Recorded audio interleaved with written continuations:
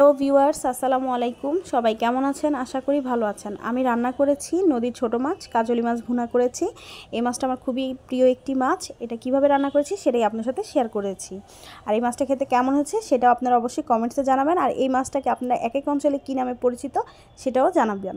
তো প্রথমে এখানে একটি কড়াই বসিয়ে দিয়েছি, 4-5 টেবিল চামচ সয়াবিন তেল দিয়ে। তেলটা গরম হওয়ার পর মাঝে সাথে 2টা পেঁয়াজ কুচি দিয়েছি, 5-6টা কাঁচামরিচ ফালি দিয়েছি। এখন পেঁয়াজটা একটু নেড়ে হালকা বাদামি করে ভেজে নিব। তারপর এখানে আমি একটা বড় সাইজের টমেটো টুকরো করে কেটে দিয়ে দিলাম। এখন একটু নেড়ে টমেটোটা আমি একটু নরম করে নিব। তারপর এখানে দিয়ে দিচ্ছি স্বাদ মতো লবণ, দিয়ে দিচ্ছি বাটা মশলা। এখানে 1 টেবিল চামচ রসুন বাটা দিয়েছি, 1 টেবিল চামচ জিরা বাটা দিয়েছি। তারপর এখানে 1/2 টেবিল চামচ দিয়েছি হলুদের গুঁড়া, 1/2 টেবিল চামচ দিয়েছি মরিচের গুঁড়া। যে যেরকম ঝাল খেতে পছন্দ করেন বাড়িয়ে বা কমিয়ে দিবেন। তারপর ধনিয়ার গুঁড়া দিয়েছি 1/2 টেবিল চামচ। এখন এই মশলাটা আমি একটু ভালো করে নেড়ে নিব। মশলাটা খুব ভালো করে কষাতে হবে। এখন এখানে আমি অল্প পরিমাণে পানি দিয়েছি কষানোর জন্য। এখন ঢাকনা দিয়ে ঢেকে দিব। অবশ্যই আপনারা মশলাটা মাছের পরিমাণ অনুযায়ী কমিয়ে বা বাড়িয়ে দিবেন। এখন ঢাকনা দিয়ে ঢেকে দিলাম। প্রায় 5-7 মিনিট পর দেখুন মশলাটা খুব ভালো করে কষানো হয়ে গেছে। দেখে বোঝাই যাচ্ছে তেলটা ভেসে উঠেছে। আর এই দেখুন মাছগুলো কি সুন্দর, একদম ফ্রেশ।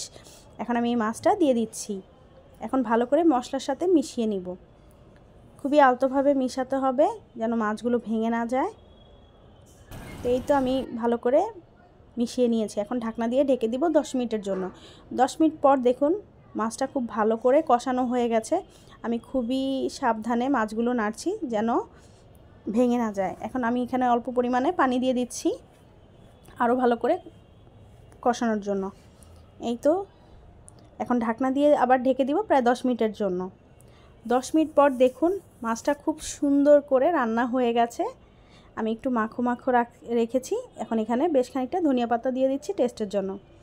এই তো তৈরি হয়ে গেল আমার খুবই মজাদার কাজলি মাছ ভুনা। এটা অবশ্যই আপনার বাসায় ট্রাই করবেন আর কেমন হয়েছে আমাকে জানাবেন। লাইক, কমেন্ট এবং শেয়ার করতে ভুলবেন না।